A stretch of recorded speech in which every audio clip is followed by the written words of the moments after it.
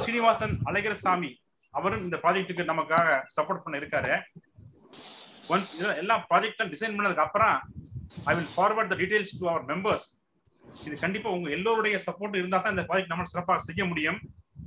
உங்களால முடிஞ்ச அளவுக்கு இந்த ப்ராஜெக்ட் நீங்க சப்போர்ட் பண்ணணும் அப்படின்னு எல்லாரையும் நான் கேட்டுக்கொள்கின்றேன். இன்னைக்கு அவர் மெம்பருடைய ராமமுருகேசன் பாத்தீங்கன்னா நம்ம சீஃப் மினிஸ்டரை மீட் பண்ணி 20 lakhsக்கான செக் கொடுத்திருக்காரு. அதுக்கான அந்த பேண்டமிக் ரிலீஃப் ஃபண்டுக்காக கொடுத்திருக்காரு. அவருக்கு நம்ம கிளப் சார்பாக என்னுடைய நன்றியையும் பாராட்டுகளையும் தெரிவித்துக் கொள்கின்றேன். இந்த ஒரு பெரிய ஒரு உதவி வந்து கண்டிப்பா நம்ம சங்கத்துக்கும் ஒரு நல்ல ஒரு பேர் கிடைக்கும். கண்டிப்பா இந்த மக்களுக்கும் ஒரு பெரிய உதவியாக இருக்கும் அப்படிங்கிற தகவலை நான் உங்களுக்கு தெரிவித்துக் கொள்கின்றேன். இது பாத்தீங்கன்னா இந்த கோவிட் சிச்சுவேஷன் பாத்தீங்கன்னா மிகவும் ஒரு கஷ்டமான ஒரு சிச்சுவேஷன் நம்மளாம் இருந்துகிட்டு இருக்கோம் அப்படிங்கிறதை நம் கண்கூடாக நம்ம அனைவரும் பார்த்து கொண்டு இருக்கின்றோம். நேற்று வந்து எனக்கு வந்து ஒரு ஜிஹெச்சுக்கு வந்து ஒரு சென்று ஒரு வாய்ப்பு ஒண்ணு அந்த பக்கம் வாய்ப்பு கிடைத்து எனக்கு மக்கள் எவ்வளவு கஷ்டப்படுறாங்க அப்படிங்கிறதை கண்கூடாக நம்மால் பார்க்க முடிகின்றது.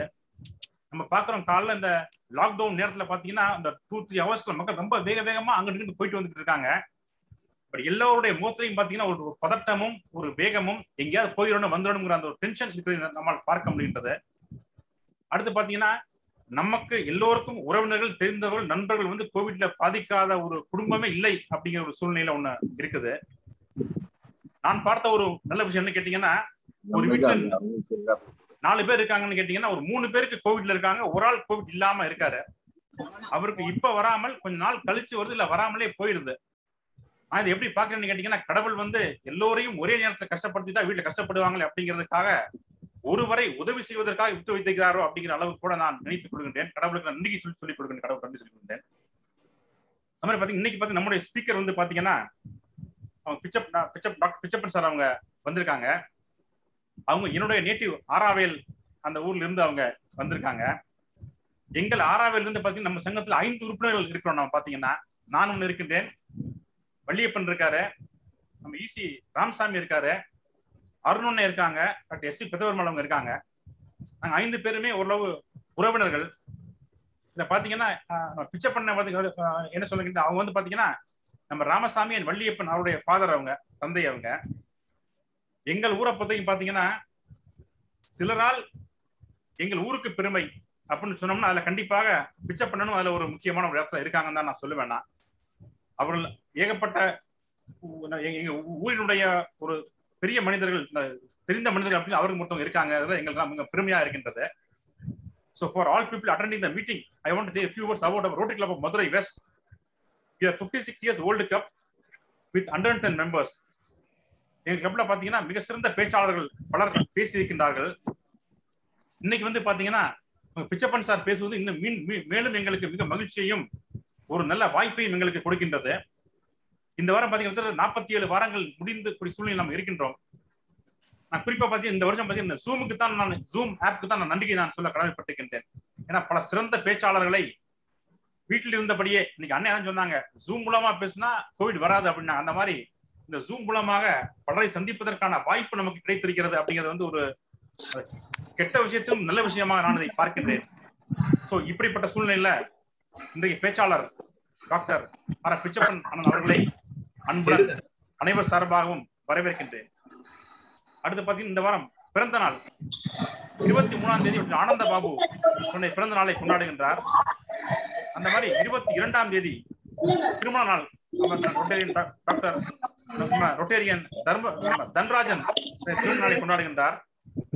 26ஆம் தேதி பொன்குமார் தன்னுடைய திருமண நாளை கொண்டாடுகின்றார். 28ஆம் தேதி டாக்டர் அவர்கள் அனைவருக்கும் திருமண மற்றும் பிறந்தநாள் வாழ்த்துக்களை நான் தெரிவித்துக் கொள்கின்றேன். அடுத்தபடியாக secretary for his announcement. Over to you, Balu. Good evening, friends. Our next week's regular speaker meeting is on 28th May, Friday at 6:30 p.m. It's a Zoom meeting. The name of the speaker will be shared shortly in our WhatsApp group. Thank you. Thank you, Balu. Now to introduce the speaker, I invite Chitra Ganapati. Over to you, ma'am. Good evening, friends. Sir, am I audible? Yeah, you are very much. So today it's a great honor as an ardent fan for me to introduce our guest speaker. Rigorous, precise, conscientious is how Professor Jean Dosset, the French immunologist and Nobel laureate, his mentor, describes him. Endearing, down-to-earth, easy to approach, a genial personality having a zest and passion for life that is infectious. I know not a word that we want to use now. One could go on with encomiums to describe this highly respected scientist and son of the soil. Well, our president claimed that he belonged to Chettinad, but having spent a large part of his accomplished career here in Madurai, I would say Dr. Pichappan is also a son of Madurai.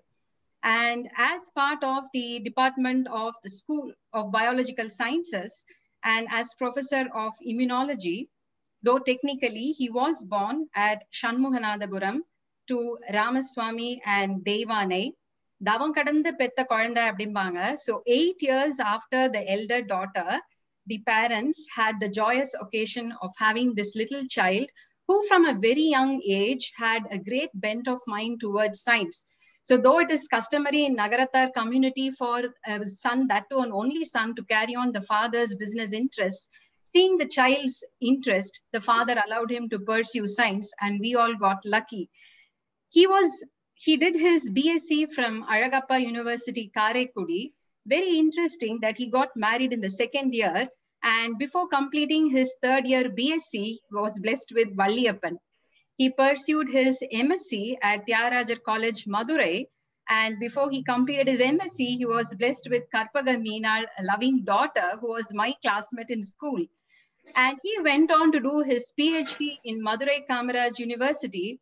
And I am told that during his convocation, our Rotarian Ramasamy was a small, cute kid of around 3 or 4 probably. So when talking about his academic career, his daughter today told me that her father had so many opportunities of how he used to intern during his holidays at France in the laboratory of Professor Jean Dosset. But whenever asked why he didn't pursue other lucrative opportunities, research opportunities, mind you, abroad, he always said family and country come first. So after having a glorious career in Madurai Kamaraj University, post his retirement in 2006, he undertook a global assignment, the Genographic Project funded by the National Geographic, IBM, and the Ted Wade Family Foundation USA, tracing human migration through the ages.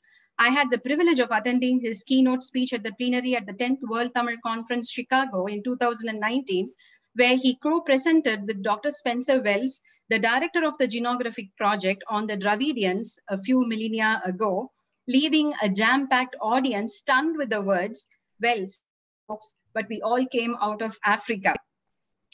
His tracking of Virumandi Anditheva to Uslambatti near Madurai as a living descendant of an out-of-Africa Homo sapien from 65,000 years ago made headlines the world over, featured in the National Discovery Channel in a document titled Journey of Man in 2002, The Story of India in BBC in 2007, and Peopling of Tamil Nadu, a Sun TV presentation in 2013, took complex genetic science to the common man.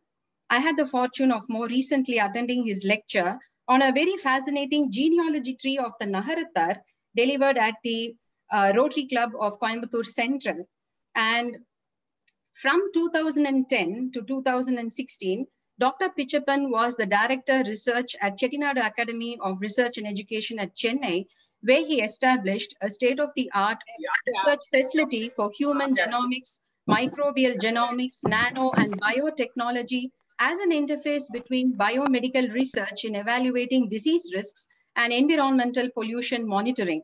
From 2019, on the invitation of the Tamil Nadu government's archaeology department, he has been acting as advisor to the ADNA program, that is Ancient DNA program, in the wake of the exciting recent findings like that of Kiradi, and he has been appointed honorary visiting professor at his alma mater MKU to coordinate and oversee the setting up of a state-of-the-art ADNA lab funded by the UGC and Tamil Nadu state government. The coming years will be very important for him and the country in understanding the pride and antiquity of the Tamils he feels. As Vice President of the Nilgiri Adivasi Welfare Association, He continues his research on tribal health. Well, it is a very long list. I will stop here. He has worked with several international collaborators on immunology research related to such infectious diseases as tuberculosis and leprosy, and has also collaborated with Professor Adrian Hill of the Oxford University, of the Oxford AstraZeneca team, which has developed the COVID-19 vaccine, Covishield. So today we have him addressing to us on the myths and facts of COVID-19. I take great pleasure and I'm honored to present to you today's speaker, a loving father and beloved husband of Sornavalli Achi, Dr. Ramasamy Pichappan. Thank you very much for a wonderful introduction, ma'am. Now the floor is yours, and please.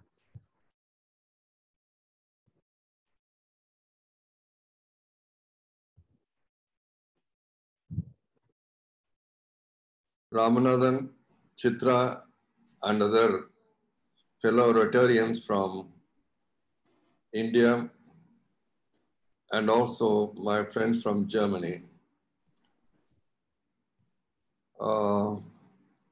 This probably is a memorable event, I would say, because we planned for some studies in COVID alleviation by using nutraceutics with German collaboration. So that is more timely that we have this, and I can take into confidence the Rotary West to execute that project in the field level.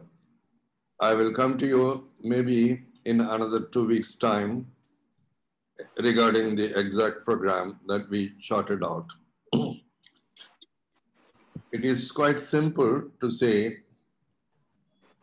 that there are so many natural remedies available, especially in India and China, and these are all being used in the Western countries, and also they have been marketed, but very little used in the teaching and treating the patients in India.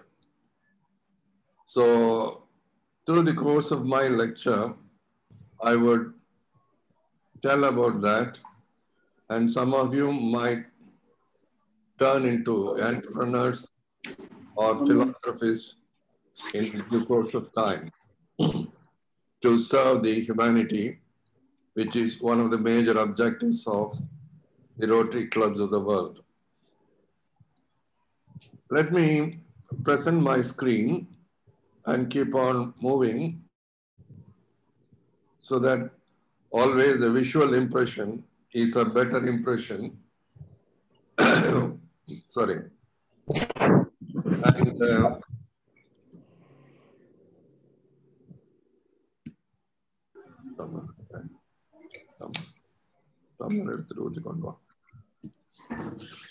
so let me just, sorry, because my throat was cracking, so I just wanted my grandson Pichappan to have some hot water. I share the screen now. So I hope that you all see the screen. Hello? Yes, it is clear. Clear. Proceed. Please proceed. Clear. Okay, right. So when my son asked me for the topic, I said the facts and myths. And he said myths and facts. That is what was announced. Okay. The facts will stay forever. Myths will disappear. So I wanted to put it this way.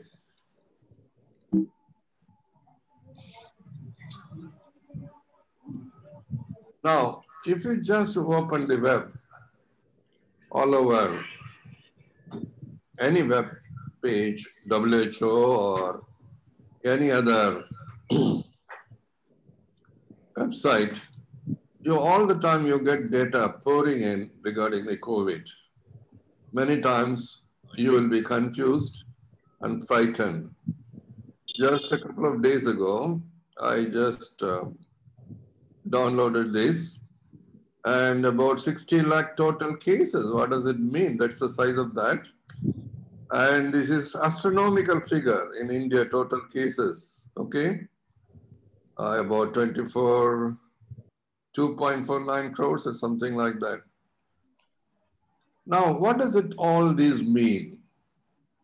I have written to the people who are really giving the statistics and all over, but still, the governments and the WHO many times seems to present the data in that inadvertently they frighten the people, in my belief. So what are the facts and myths? Now, one, okay, the virus can infect everybody, but the problem is all the infected will die or may die. That's not really the truth. It's a myth. Then what is the remedy? Is it remdesivir? Now, as in India, for the past 1 week, people were scrambling to get this drug, and now WHO coming out saying that this is of no use. Where are we? What is that? Is it really a sales design of the informed and well-informed countries? Then the question is whether everybody requires oxygen, everybody infected requires oxygen. Then either whether it is the lockdown is the only solution, or can we have the options? Then whether the vaccine is a panacea, it can take care of everything. Okay. Then is it a war room-like situation? And which one commander in charge? Earlier days in the war room, the commander in charge will give and issue orders that may be right or the wrong. That depends on the winning of the war. Well, some of the facts are, it is a viral disease, yes, but it is not new. It is something similar to severe acute respiratory syndrome or Middle Eastern respiratory syndrome, similar to that. So the pandemic situation is created. Unlike the earlier diseases, this is much more virulent, or it spread faster. And now the WHO, after 1 year, they have come out that it is an aerosol rather than the droplet infection. For example, if there is a patient or if there is somebody who is having COVID, still not having the symptom, but the viremia is there in him, then the virus can be floating in the room for more than about 3 hours. And if it depends on the atmosphere and then also the other climatic conditions. Then the stages of immunity, yes, in terms of immunology, there are different stages that the body reacts to the infection. I will come in a minute to that. Then another one is more soothing effect is that it is less than 2%, 1.6 or some percentage of the people who contracted this only die. That is a kind of issue, admitted only die. Then another fact is that the transmission of this virus, that in 2 weeks of start of the epidemic or pandemic last year, I gave an interview to Times of India and said that it won't die down with one cycle, it will stay with us for a few more cycles. Usually, any viral epidemic will stay in circulation for a couple of years, and it is seasonal as well. So now, again, another comfort is not all infected have the same kind of treatment. The physicians know that better, because in most of the times it is the body's reaction that creates havoc rather than the infection per se. Coming to that, it is also a fact that It is the inadequate infrastructure which has really made this smelly. Now, and also in a country like India, we have not put to use the complementary medicines available in our hand for some reason or other. Probably everybody is taken by surprise and confused. So now, how to help and stop spread? The lockdown, yes, that is essentially to restrict the movement, because this being the aerosol, it can spread easily. 40 years ago, WHO came out with a bulletin saying that if there is a patient in a long haul plane more than 6 or 8 hours, then the chances of others in the plane, 160 or 180 people, getting infected is almost 100%. Now, the only thing is open the essential supplies. Yes, that has been done. And industry need to work. And here, one thing is still missing. We mentioned it earlier also. The industries have the onus to maintain their employees in the local site, feed them, and then get the things done. This is where the migrant workers problem in Tamil Nadu stems and then resulted in the spread of infection.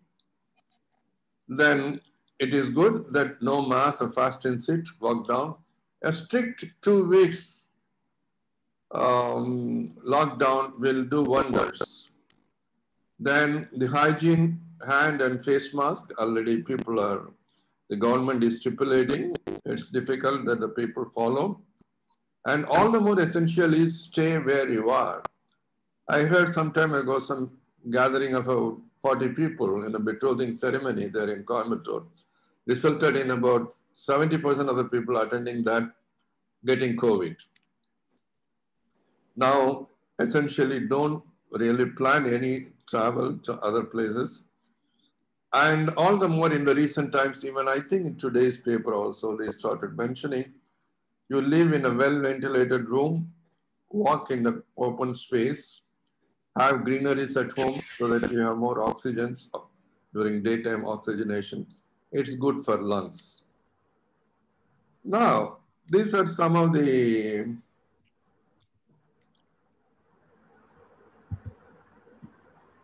yes. Now, but the trouble is with the cities and metropolis. The villages, yes, good. The chances of getting cross-infection is less. But in cities and metropolis, we cannot avoid this. That's where the problem came in, and the Bombay, and then Delhi, Chennai.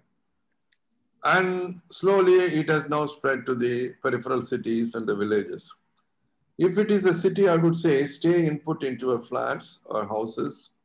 But still the problem is a small corridor and 6,000 or 600 or 800 square feet living space.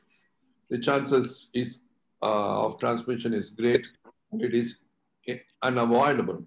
But at least by avoiding any strangers to come in, milk vendors or vegetable vendors to come in, it is easier that we can cut to a certain extent the transmission. So if there is any symptom, isolate yourself and get treated promptly. Many of these are known to you. And no socializing, and take healthy food, clean home every day. Okay, these are all routine things. And as far as India is concerned, the sunstroke is another issue during the summer. That's where most of the viral episodes, they flare up. This is where the Mariamman Tiruvizha the period kondaduvanga. So the remedial measures for exhaustion, you take it up, and there are many in naturaceutics like even tender coconut and so on. Now, I will present you some of the statistics, bewildering statistics from WHO. This is the coronavirus dashboard. A couple of days ago, I downloaded. Look at the epidemic from the last March on in Americas. And there are 3 spikes. And it is about 2 million is the maximum. The same way too in Europe as well. Only thing is, like Americas, it doesn't have the first hump, but the second and third, the second and third overlap, and it looks like the fourth one. And Southeast Asia, including South Asia, India, you see the first spike and then another spike only now, a couple of last week probably, now it is coming down. But in Eastern Mediterranean, again, you have almost 3 spikes, almost similar to and coinciding with the Americas. What does it mean? I would interpret this data, one, in terms of people traveling a lot for tourism from one place to another, and then also the business. So originally, the spread of the Wuhan virus to Italy is attributed to the Chinese people, workers there in Italy, doing some missionaries and so on, and the connection. And as an immunogeneticist, I also view in a different way, and I interpret that South Asians stand entirely different from the other 3 places. And if you just take the commonality of the other 3 places, other 3 continents, it is more of a Central Asian gene pool that expanded.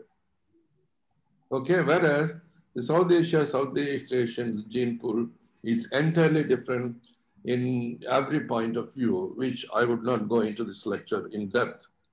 Anyway, you may have it in mind when you look at either for treatment or new drugs and so on.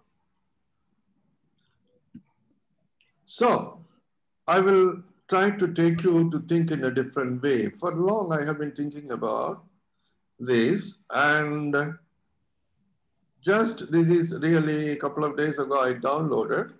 This is available again in the web. Look at that, the highlighted area. I just want you to see.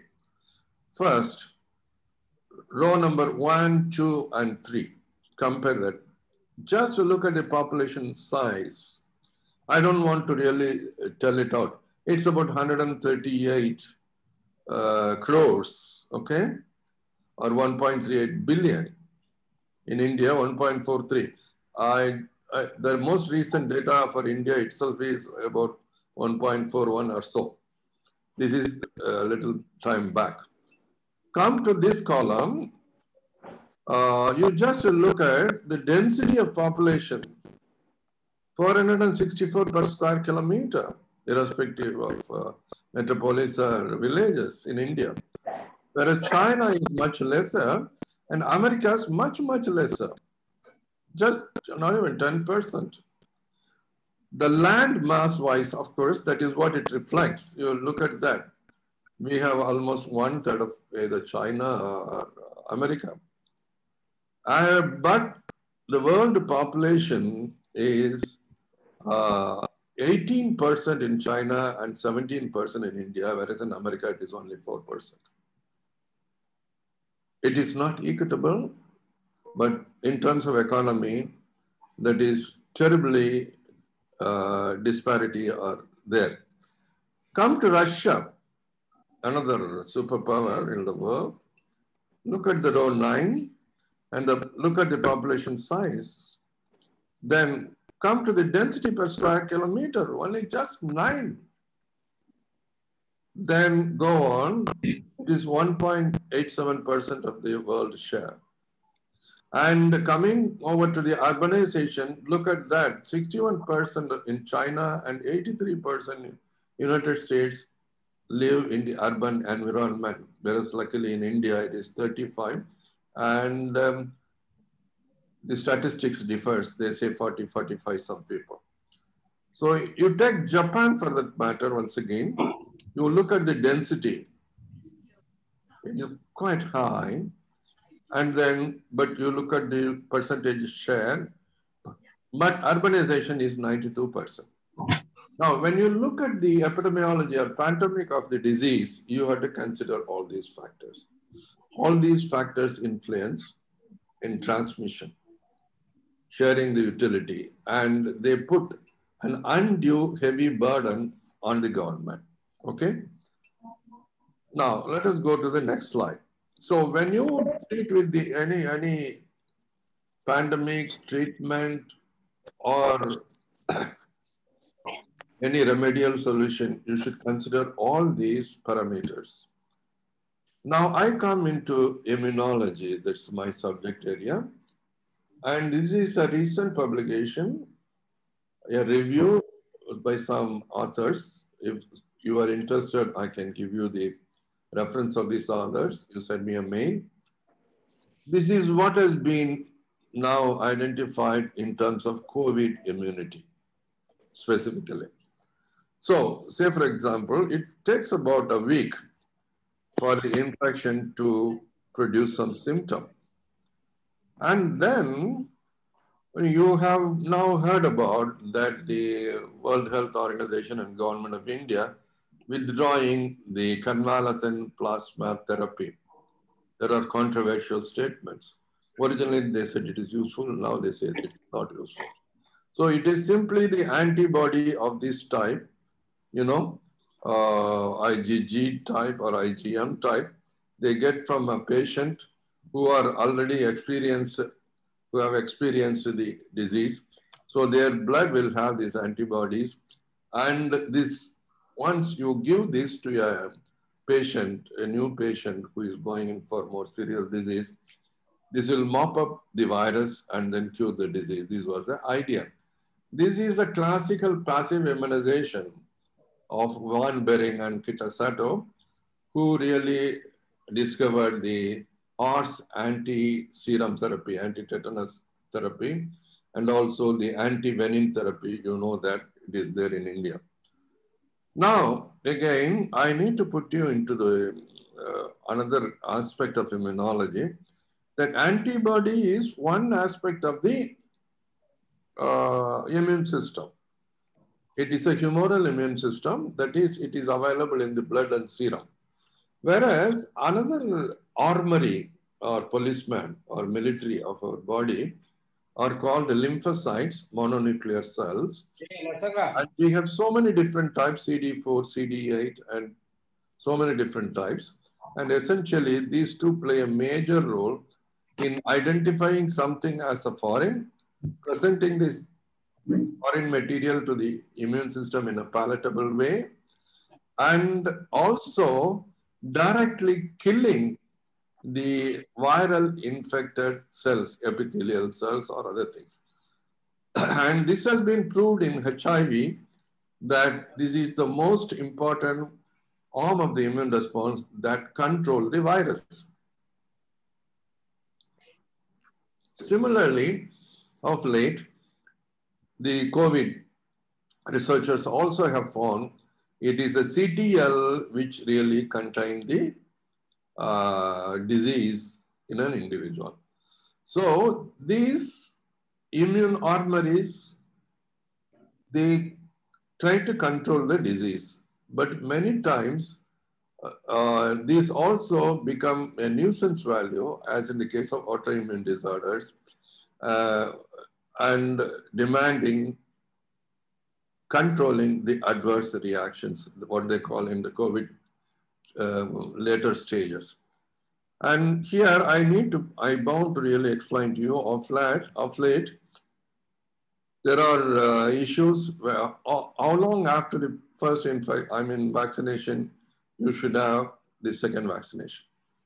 As per this diagram, you know, it is the first curve and then it goes down. Then IgG is the antibody. This IgM is the primary antibody. IgA is the secretory antibody. IgG is the long-term immunity it provides. It stays in the system for long. And all these, by about third week, you have some lymphocytes turning into memory cells. They reside in our body. For us, you know, neurological memory, cognizance stays in our brain, whereas immunological memory is just staying in each and every B cell or T cell that has seen this virus. So it is residing there in the lymph nodes and spleen. So when you give a second injection, So the immunity peaks by about 7th week, in this case for COVID. Then you can have your second dose somewhere between 3rd to maybe 3rd month, I would advise. Then what happens is, again, this picture is a bit wrong because probably artist developed it. Now let me superimpose the second infection or second immunization at this stage. The 0 day, if you call it, it will have a very great peak like that. The lag period will be very minimal. The peak will be multifold, as high as 60-fold, and the antibody will stay in the system for quite long. The half-life of the antibody protection will be longer. So when a clinician looks at this in treating, they don't really look at any of these things because it is beyond their purview. This is the immune response. It happens. Now then, what do they really do? So the immune response to COVID, so innate immune response, okay. Now, there are two types of immune responses. One is called innate immune response. The innate immune response means inborn, genetic. So in 85% of the cases, this is capable of controlling the virus replication. And you will recover with mild symptoms. In clinical parlance, sometimes they call it as a subclinical infection as well. And you have another type, that is this one, what you have seen, is adaptive or adaptive immune response, or it is very specific to the organism concerned. Whereas innate immune response is not specific to the organism concerned. Now, coming back to the progression towards the disease in this scale, there are 3 to 4 different stages you can divide. So this is again from another recent literature review. I got it. It's a bit crowded slide, but I just want you to look at only a few things. See, this is what the passive immunization interference. People, passive therapy, they mentioned, and now they have withdrawn. It will go and bind with SARS virus, COVID virus, and avoiding replication, okay? Now, these viral proteins are bound by some receptors called ACE2 receptor, acetylcholinesterase receptor. These receptors are expressed in larger quantum in throat and tracheal and lung epithelial cells, as well as in kidney and other places. Now, once these are bound, this is the gateway for the virus to enter in. Another receptor is TMPR. And only when they bind to these two, they are invaginated into the cell. Then the virus uses the host machinery from the nucleus of the host and produce the viremion, viral particles, which are shed into the environment and infecting the other cells. Now, in this process, there is one called the MSC antigen or HLA molecule, which are once again some receptors, which is capable of binding these peptides generated out of this virus. So the peptide length, peptide is the part of the protein, viral protein, say for example, 6 to 9 amino acid length. So this is called the epitope. From the viral spike protein, this is actually, this is the spike normally recognized. That is the one, the entry point. And the antibody has to be directed against this portion, then only it will be more effective, not in other portions. So here, our body's scavenger cells, we call them, macrophages or phagocytic cells, they identify all these broken antigens and then present them either with, we call it as major histocompatibility complex or HLA, and present it to lymphocytes, other lymphocytes, CD4 and CD8 lymphocytes. Okay, now, for example, this stage is, first stage is virus recognition. You can restrict at this stage the physicians by medication. This is where all this antiretroviral therapy, they thought it is useful. It will not allow the virus to replicate. That is one. Then is innate immunity is capable of controlling and containing about 90% of the viral infection. Their families are called interferon gamma, interferon beta, and so on.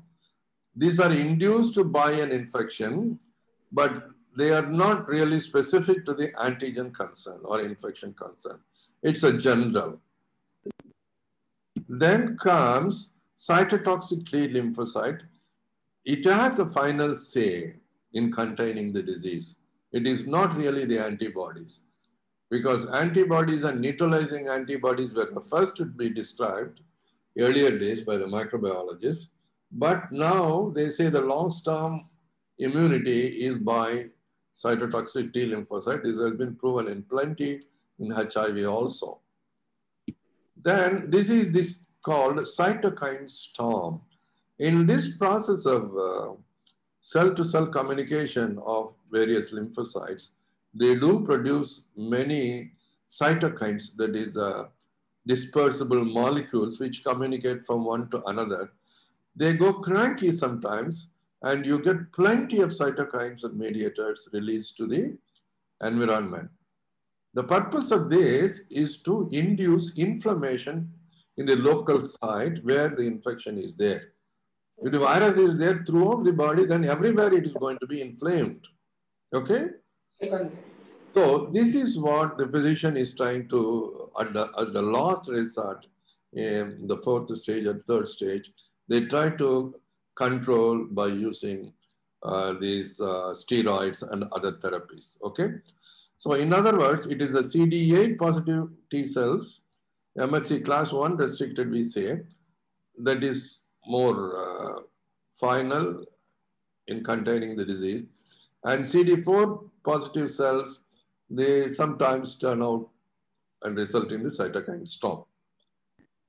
So this is the pathology of the viral infection, COVID infection, that is the immunopathology. And the doctors cannot really ask at that time the question. He should really contain the symptom and syndrome so that the patient is comfortable. Okay.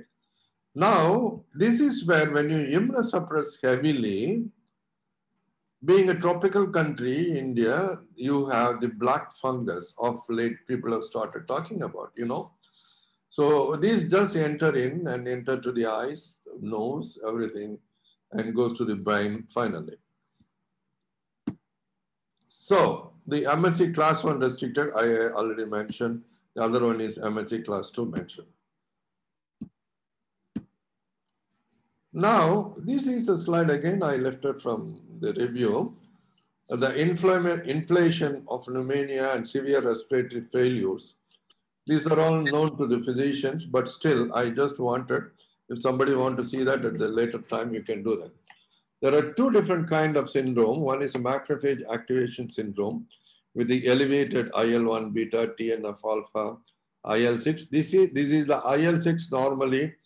They quantify to tell whether you are progressing, how far you are progressing, and so on.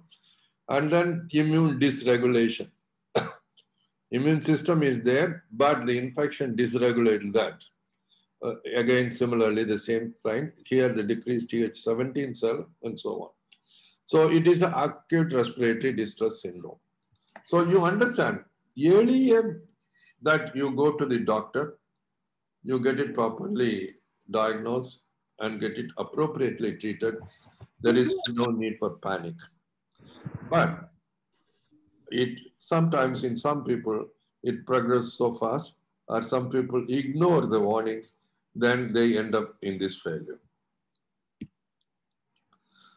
So I'm going to really spend some time telling that our host innate immune response is more important than other things. So infection, most of the time, do not progress towards the disease. Clinicians know infection is something and disease is something. Okay, now I published in 2015 paper, Not All the Infected Develop the Disease, a Lotus and Coctus Model. This was published in this journal in 2015. And what it says is, if you are infected, in 90% of the cases, it will not lead to a disease. Be it leprosy or be it TB, it is the same. For example, in the case of TB and leprosy, for example, when one identical sibling is infected by this disease, you wait and see whether the other sibling develops the disease. And the concordance rate is about 85%. These are all 40 years ago, these have been shown. That implied the genetic hypothesis. Whereas nowadays people just simply ignore that. So if we have, sorry, something scribbling is coming in, I don't understand what it is. Anyway, I go ahead. This is called the lily, you know, or lotus. You can grow that only in water. Whereas this is cactus, the cactus can be grown only, or they grow only in dry area. So the milieu wherein this bug grows is more important.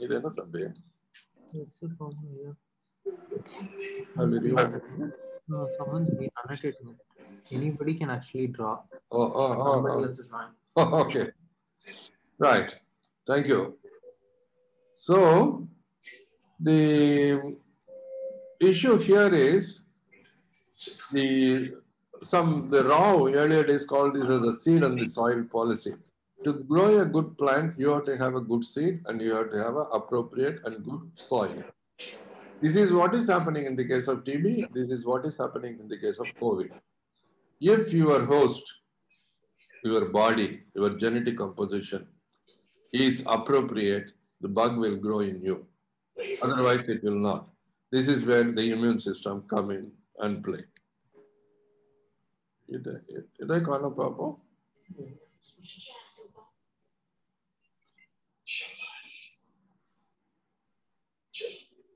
Next.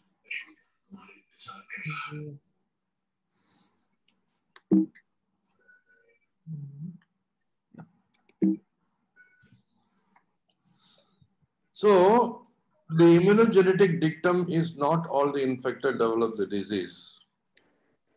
Now, in 90% of the cases, they recover without any intervention. I mentioned to you. This is where the ACE2 receptor I am going to introduce in the next slide. Now, one thing that confuses me for very long and till this, since the start of this epidemic was, the moment that somebody shows an RT-PCR positive, they are branded as the cases. In my opinion, the bug has entered into their body and it is there in the system, in the throat. You identify that. That is entry point. That doesn't mean the fellow has invaded the country or the host. So this is what is frightening. The people infected, that's what test, and test. It's a good salesman idea to get the test done.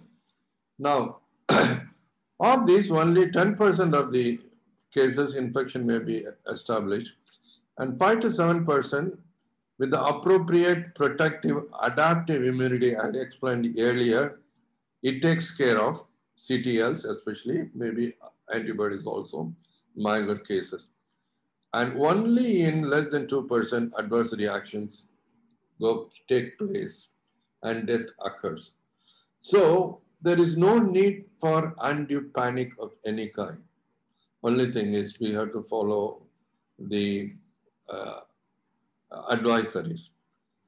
Now, one another big question as a immunogeneticist is to protect this just 2%. In the case of leprosy, for example, or tuberculosis, the incidence rate is about 1.7 or 2 of 10,000. To protect this, should you vaccine all the rest 98% of the people? So for 2 people, we are going to spend 1,500 rupees. For the rest 98 people into 1,500 rupees, we or the government is going to spend without any use. So should we have a much better and a pragmatic approach? This is okay for the well-developed and then cash-rich countries. You may vote for yes, no, or okay. Now, this is a bit loaded slide. You can read it later, but I will just explain these 2 figures alone. One is, the first one, this is the map of India showing the ACE2 to receptor, one particular SNP we call it. There is a genetic T allele, okay? Now this T allele is present in most of the people, but it is converted into A allele by mutation, okay? So T allele is much less here. In other words, A allele will be reverse of this, okay? So A allele is rich here. Look at that. The case fatality rate is also rich here. It's very high here. There is a very good correlation. 2020, people have done that. So in other words, it depends on what type of ACE2 receptor you have inherited from your father or mother. That matters in terms of susceptibility to COVID. Okay? So that's what it tells. There are plenty of papers now coming up. So RS-222-85666, that is this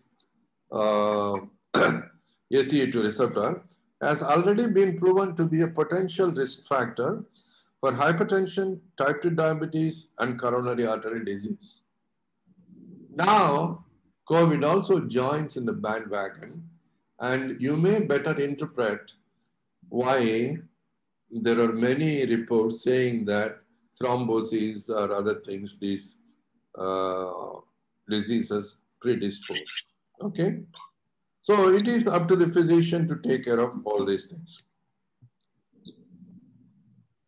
So can we have any other method or any other strategy can you work out? Now, you can integrate the alternative medicine system available in the developing countries for effective delivery and containment. The crux of the issue is to coordinate various faculties of medicine under one roof. It is their survival that nobody wants to leave their space for other. No physician wants to work with other physician, okay? But now with the doctors flooding, the day may change, I believe. That is, the allopathic and native American people need to work in tandem with the other people. And essentially, first, the disease need to be diagnosed and categorize the cases into mild, moderate, and severe. This should essentially be done by allopath or even by homeopath who is knowledgeable about it. Then use also very minimal requisite diagnostics. There is no need that you should use only RT-PCR. Only when the disease progresses, you can always ask for IL-6 and oxygen level much later. Then for mild symptoms, advise homestay, no panic. Treat with native medicines. For example, thymoquinone, karanjiraham. It has been shown as my German colleagues as a very effective remedy. And just for take 1 teaspoon for thrice a day for 1 week, it really makes you all right. It recovers faster, even otherwise. Pakistanis and Egyptians have done the trial on this. And it doesn't allow to progress towards very severe disease. So if we can avoid the third stage by administering this in the stage 1 itself, then it should be really good for the country. Now, if it is moderate, again admit and treat in routine hospital along with natural teaching, and spare the beds and ICU wards for the more severe patients. This space allocation and other proper diagnosis is the most important thing as on time in India. So what is the vaccine reality? I need to tell about that. I'm not really an antagonist of vaccine, but I am on the side of a judicious use of vaccine. Now, the COVID vaccine, yes, it is an effective vaccine will always effectively control the disease. But the issue here is everybody need to be vaccinated.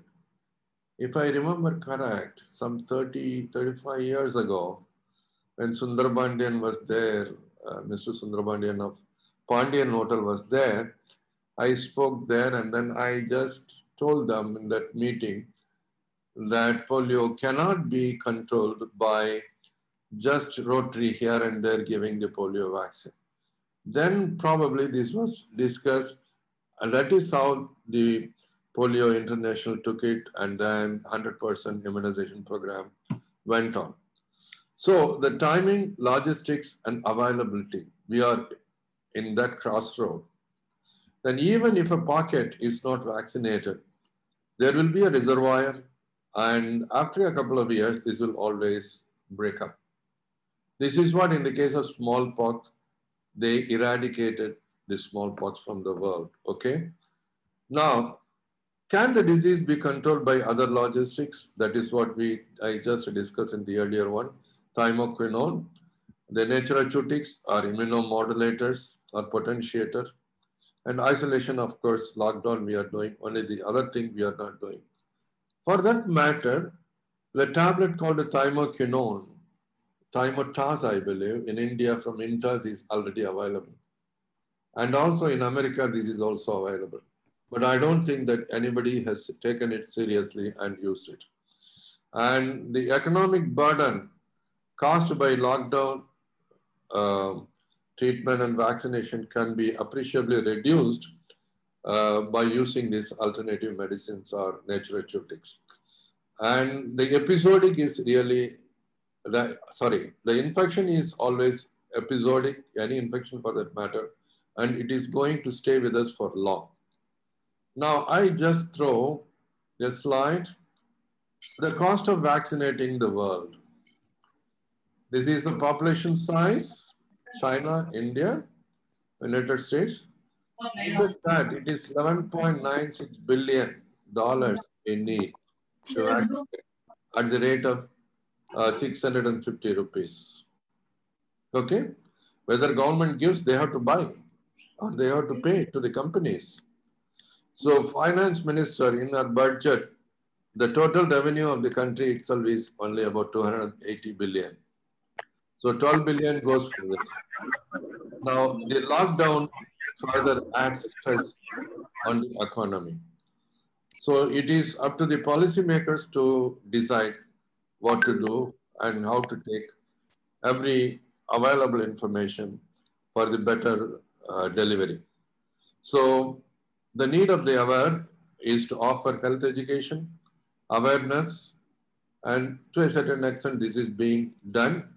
And papers and televisions are really flashing, well-ventilated greeneries you need to have. They implement appropriate technology and treatments, integrate healthcare delivery system. This is the most important. See, I used to feel proud of having 5 different types of medical delivery in our country, but still it is appallingly they are not integrated. And implement primary health center concept. Of course, I remember some 20 years ago, PHC was doubled. Whether they use they deliver the purpose, we need to introspect. Then the family physician concept, of course, most of the people have this, but not really on a regular basis or on a record basis. And all the more important is link every freebie to Aadhaar card to healthcare delivery. See, the US really the success, one of the reasons is the very well administered system of social security card, and so that it is easy to follow up the case, even if somebody has run away from some place spreading the disease. So generate reliable public health statistics. This is once again not available in, all the doctors who have treated so far the COVID, and the other day my friend said, no, that remdesivir is useful, but the government is withdrawing now. Now, educate public and public servants essentially. This is the most important for the quality of delivery and effective delivery. So it is not that simple that you are killed. Immune system protects you. That is why it evolved. I would say the immune system is much more sophisticated than the nervous system, maybe 1,000-fold. We can have another lecture for that. But don't misbehave. This is the most important. So individual behavior in this pandemic situation is all the more important. Follow all government advisories. This is what I just wanted to share with you. Wish you all good time and safe future. Thank you. Thank you, Ramanathan. Thank you. Thank you, Anna, for your wonderful speech. Thank you. Thank you very much, Dr. Pichappan. It was very interesting and useful. Thanks a lot. Probably I have taken the speech was very informative. Now the floor is open for discussions. Unmute பண்ணிட்டு உங்களுடைய கேள்வியை அண்ணா கேட்கலாம் நீங்க. Good evening, Doctor. Chitra Ganapati here. So when you showed that map, the infection seems to be very less in Africa. Is that a fact, or is my understanding wrong? So there are two issues to this. One is called infection, that is RT-PCR test, you mean. Then the second is, well, only when you have some food, you will think of next, what? A better place to stay. Only when you have a better place to stay, you will think of good clothes. Only when you have a family, you will think of going to the next stage of having a palace. Okay? There are different stages. The Africa, sadly, the birthplace of mankind, is still in the same status and stage what it was probably a couple of thousands years ago. Okay? We, the India, in spite of all these developments, in my opinion, we are 30 years behind in our healthcare delivery system. Don't feel proud of having all these hospitals alone. Look at the quality, look at the integration and everything. We can argue on that. So it is the same way true. You don't have much of a data from Russia also. Maybe for many reasons. One, the population is not that many. Two, tests have not been done that many. Nobody is interested in them. Everybody is interested in their gold mine. Thank you, Doctor. Yes. So good evening. This is Dr. Ramchandran from Coimbatore. Yes, sir. How are you? Fine, thank you, sir. Nice listening to your wonderful lecture. One of my observations is, see, we have seen a lot of bacteria, virus, everything in the past. There has been some predictability about the behavior. Maybe for the first time we have come across a virus that is very, very unpredictable. You don't know which patient is going to worsen, which patient is going to recover, who will have more sequelae. It is highly unpredictable. We see an 85-year-old man with comorbidity recovering. we see a 29-year-old person succumbing to the disease. Do you agree with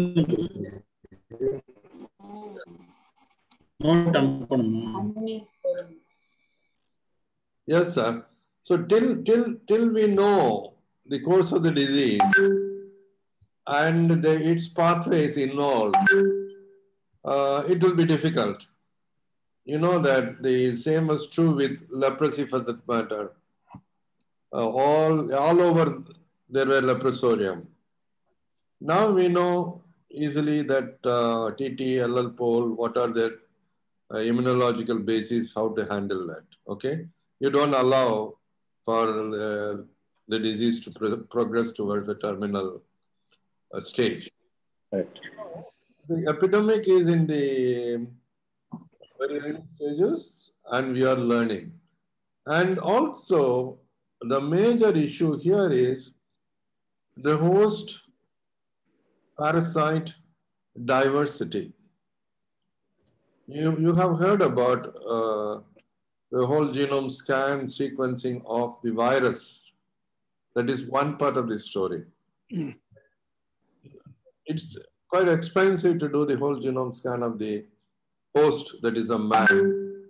But it need to be done somewhere they meet. They are the people, either they are protected or they progress towards the disease. This is what the ACE2 receptor data. You are right. Okay, You are right. Good evening. Yeah, please. Yeah, congratulations for your very nice delivery of a speech. Thank you, Kanapa. And a few questions from me. Yeah. How to measure this innate immunity and adaptive immunity? How to assess which patient is having a good innate immunity and which patient is having adaptive immunity? Then points about herd immunity also. Well, these are three different issues. There is no way to tell what is the status of these three in that given individual. Okay. What we mean by innate immunity is otherwise a genetic immunity. Is it genetic immunity or non-specific or inborn immunity? How to measure that? I will tell. There are pattern recognition molecules in the system. They identify the membrane configuration or proteins. That is how they identify. Then it is the interferon gamma, you know, and various type of interferons. They are the innate immunity. Okay? Okay. Complement also to a certain extent comes in, but in this case, the complement causes a trouble also. The adaptive immunity, yes, you do have an adaptive immunity to tuberculosis through BCG, but it need not essentially be the same for the COVID. For the COVID, either the infection or through vaccine, the immune system must have seen the virus and progressed towards developing immunity, either the neutralizing antibody or CTL. Okay? So that is where the IL-6, say for example, if the IL-6 level is not really that much high, probably they are not going in for a severe disease. Is that right, Kanapan? Yeah. Use it, okay? Only that kind of markers we need to work. Otherwise, there is no way to identify prior hand whether somebody will go in this direction or the other direction. And the last one, the herd immunity, what we call it is either by vaccination or by infection or by recovery after infection or subclinical infection. The population overall frequency of becoming immune is increasing. So as a result, more and more people are infected and coming up, and so that less and less people are infected. Okay, so that is herd immunity. The herd immunity is not transferred from one person to other at any time. Yeah, that is a community immunity. Yeah. That's what overall we tell in terms of community to acquire community immunity, how much of people should have infection or should have been vaccinated? Up to 70% or 50% of the population? Well, it is just purely a chance, you know. All the classical vaccination history of vaccination shows, unless 100% of the population is either vaccinated or infected and become immune, still the transmission will always be going on. That's what. Okay. Fine. Thank you, sir. Thank you. Thank you.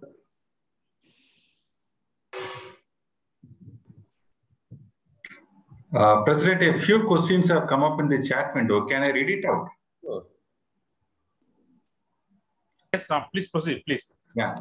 Say, one by name, Mallikanna Shanmugam has raised a question. Will COVID spread in the air through grocery packets, vegetables, raw meat, etc.? What salt is needed?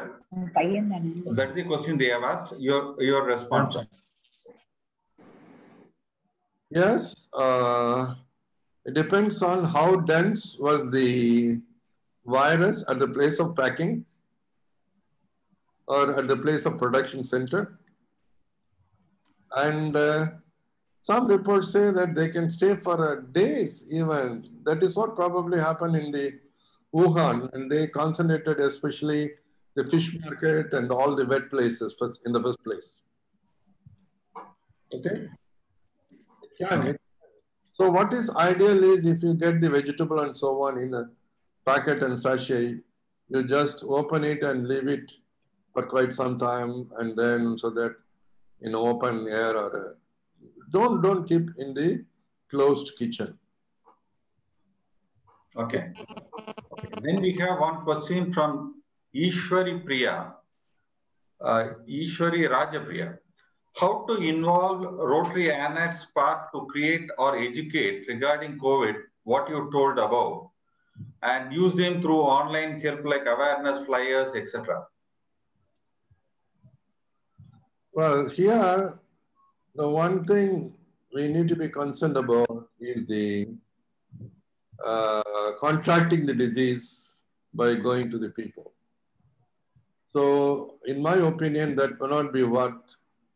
Rather, all those who have recovered from COVID, young adults, or who have been vaccinated, they can offer the services. That should be the prerequisite. They should have either been vaccinated, both the courses, or they should have been infected and recovered. Then the chances of getting further infected or further developing the disease is less. But there are rumors now when the virus mutates and it may transform into another form and another kind of disease also, or COVID variant also. This is what the Indian variant they are talking about now in America. Okay. And there is one more question from Professor Ilaya Perumal. Yes. What is your suggestion to teach rural population to follow the government advisories? That is only television and the newspapers. That is the easiest to reach with no risk. Okay. And another question from Rotarian Amar Singh. Don't you feel it is something fishy when whole world getting the virus of various categories, China is resting in peace without the worry of virus spreading? Well, they take plenty of native medicines for that matter. Everything in tea form. Still they practice at the village level. So all concoctions.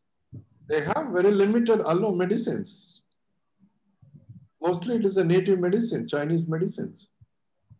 So, but we claim that we are the place where all the spices are available, maybe equivalent to China, but we don't practice that. That is the issue, the home remedies for anything and everything. So this is always, I know that in the developing society, the new and attractive things really take an edge over the earlier and conventional wisdom of thinking. And Rotarian Palniappan has raised a question. Is there any correlation between room temperature and virus survival? Well, the Japanese Nobel laureate who has who said that this is probably a manufactured virus, a designed virus by the China, he claims as one of the reasons for this virus spreading all over the world is it is lab. But still, I have doubt about that because virus has capacity to adapt to greater extents, and that may be the reason that you see in ice-ridden areas as well as in very hot areas. But as I see in most of these places, the epidemic has occurred at a season when we go from spring to summer. That is a period in the West also, most of the hay fever and many other diseases coming. So it has something to do with the environment also, environment pollution also in the cities. There are papers describing that nitrogen dioxide, I think if I remember correct, from the fumes and so on, is responsible for the spread or viral infection also. It predisposes to lungs. Yes? Okay. Yeah, I think the last question in the chat window is from Rotarian Chitra Ganapati. Oh. Will a person infected with and cured get infected again? It depends on your immune system and the immunity, how robust it is. And the second, whether the virus once again infecting you is the same. And reinfection is not uncommon in infectious diseases. Okay. That's it from the chat window. Over to the president. Ram, one question from NA and Uncle. Take that as last question, Ram, please. Okay. Rotarian NA Narayanan has raised a question. One who has had a treatment for COVID earlier and then had 2 shots of Covishield without any problem will get infected again? Well, this is what it is, you know. The immunity is against specific epitopes, we call it, domains of the virus. It is usually the spike protein. Okay.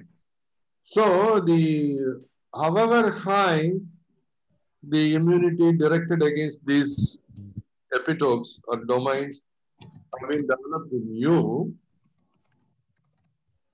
if that domain has changed in the virus, we call it as escape mutant. This is the big problem in HIV, and this escape mutant, the escape mutant is produced by the host immune system as a result of CTL attack by the host immune system. Okay? So the virus mutates its color. For example, it sheds its red color shirt and it puts and all your immune system is armored to attack the red color so that it doesn't affect the blue color.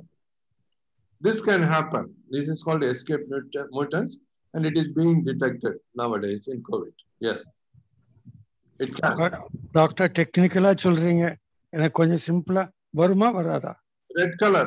வருமா வராதானா?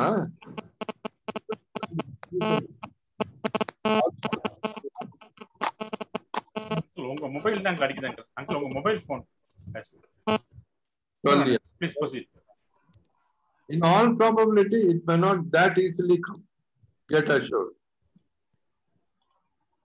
Because immunity through vaccine and through your infection has reinforced the defense. Yes, Professor Kate, you want something from Germany? I'm not hearing you. It is mute. It is muted. Open the mic.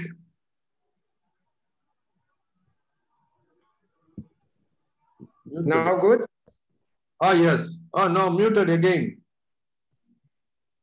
It's again mute? No, problem may be with volume. Volume may be 0. Okay. Now it should work.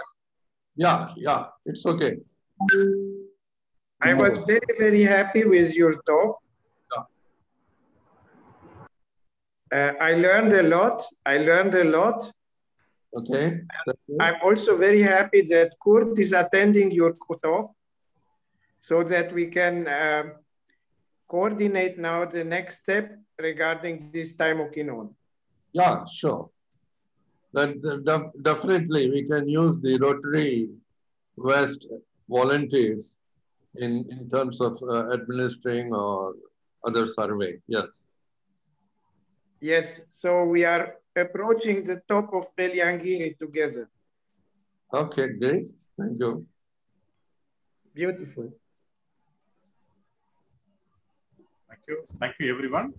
நான் முடிஞ்சதா chatல நம்ம doctor PRG ஒரு question இருக்க மாதிரி அத மட்டும் ஃபைனலா அதோட நெட்ஸ்ங்கறான். இல்ல அவங்க ஒரு கிளாரிட்டி கொடுத்திருக்காங்க. That is not a question. Right. Okay. Now we are coming to the end of the meeting. Normally பாத்தீங்கன்னா நம்ம meeting participation will be around 30 to 35. இன்னைக்கு because of பிச்சப்பன் சார் நீங்க பாத்தீங்கன்னா 70 plus ஒரு ஸ்டேஜ்ல போயிருந்தது. சோ எல்லாரும் very இன்ஃபர்மேட்டிவா இருந்ததனால இந்த மீட்டிங் நல்ல ஒரு இதாவே அமைஞ்சது நமக்கு. இன்னைக்கு lot of people இன்னைக்கு நம்ம மீட்டிங் வந்து பார்ட்டிசிபேட் பண்ணிருக்காங்க.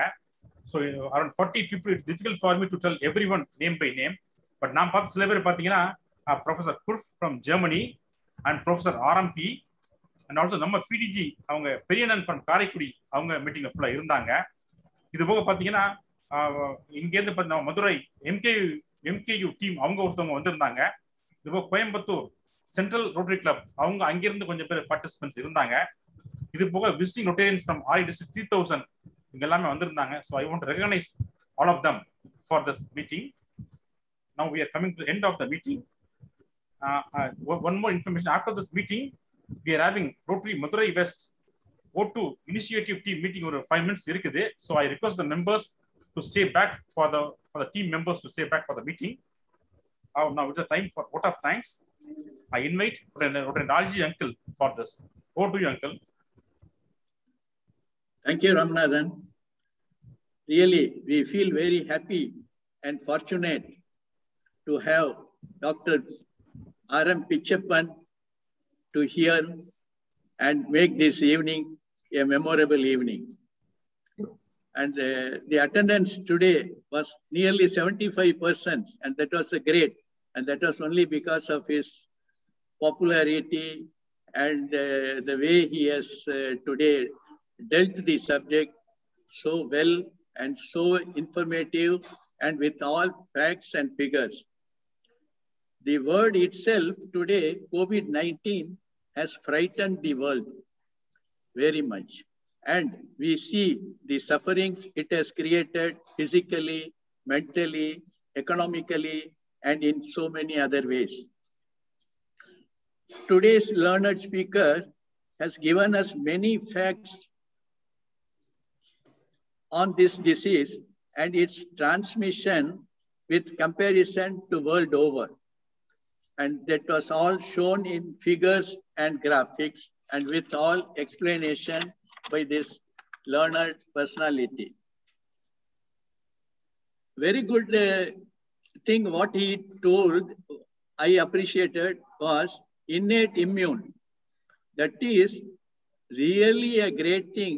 And we Indians, if we follow our native medicines and the way we had adopted those old eating habits, our living habits, and our way of mixing with others, relations and other things, I think we ourselves would have created a very better innate immunity. And during this time, we must have avoided this cruel pandemic situation. And one more thing I appreciated, he said, out of this total infected people, only 2% need the vaccination. And we are now taking up as a very big project of immunizing all the crores of people in India. And that eats away our heavy budget. And if we follow his advices and the ways he has shown today, practical ways how to take over this disease. So I think we can save at least 98% of our budget, which is we are unnecessarily wasting. And government should always be prepared to take his advices and I think try to implement them positively. And he has very clearly given a lot of solutions as native need of the hour. As a renowned scientist, a learned scholar, a research personality, master of many findings and discoveries, an author on multivarious subjects like immunology of infectious diseases, transplantation, immunology, and human genomics in India. I think your association and experiences with National Geographic USA and tracing the migration of man through globe, that was really great, and that has made your name and fame popular, not in India alone, but the world over. Even after retirement, we are proud to say that you have continued to serve the humanity by offering your knowledge, your know-how, your wisdom, and your experience to many institutions to grow and develop their scientific researches. Your practical solutions will always show a right direction to the government. And sir, we are indeed grateful to you for your precious time spent with us this evening and giving us a glimpse of your extraordinary knowledge, sharing your experiences and making this evening most and more memorable. And one more thing I wanted to thank you, sir, and we are grateful to you for giving your two sons, Ramsamy and Valliyappan, to our club as valuable members who are the pillars and asset of our club and always ready to take up any responsibility and ready to serve the club in all the activities, and they participate well. They have really inherited all the good values of yours, sir. On behalf of all the members and on my behalf, thank you, sir. And I wish you a very long life with good health and happiness, and may God bless you with more strength and energy and vigor to continue to receive and serve humanity and receive many more laurels in days to come. Thank you, sir. Thank you. Thank you. Thank you very much, Lalji uncle. With this, the meeting is adjourned. Thank you. Thank you, Raman.